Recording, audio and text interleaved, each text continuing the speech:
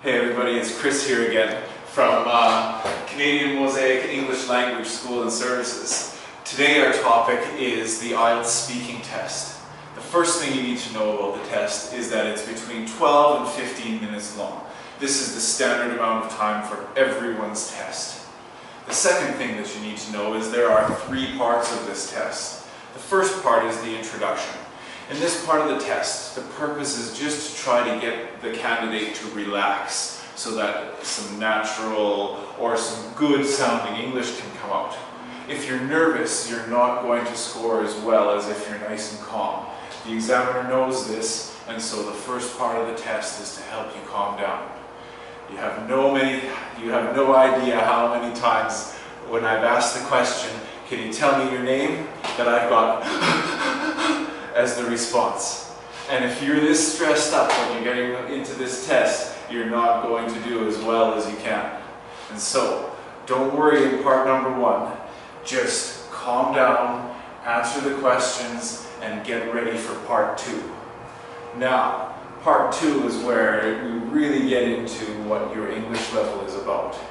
In part 2, you're given a topic and some bullet points to talk about.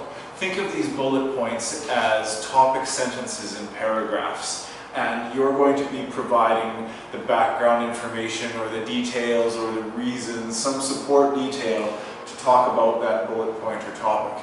And so, using nice complex grammar and long sentences, here you speak for 2 minutes about this topic following those bullet points.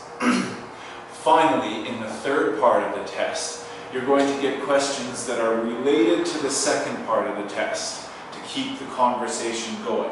But here, this is supposed to simulate a natural back and forth between the examiner and the candidate. And so, the examiner has question number 1, 3, and 5 scripted.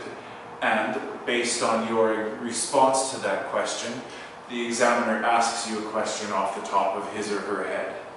Then they go back to their scripted question.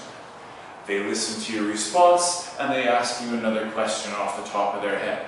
In this way, it's supposed to simulate a natural conversation. Now, by the end of part 2, the examiner knows within a band what your score is going to be. Part 3 is where they're really fine-tuning their score. Are you a 6? Are you a 6.5? Are you a 7? This is where they're deciding. And so, in part 3, it's really important to be really using those modal verbs and your coordinating and subordinating conjunctions. For example, which, where, while, when, whose, whom. All of these words, they're allowing you to put more and more ideas into longer and longer sentences and helping your score to go higher and higher and higher. With this basic understanding, now you're ready to practice for the test. In another video, we'll talk about practice ideas and tips for improving your English level. See you later.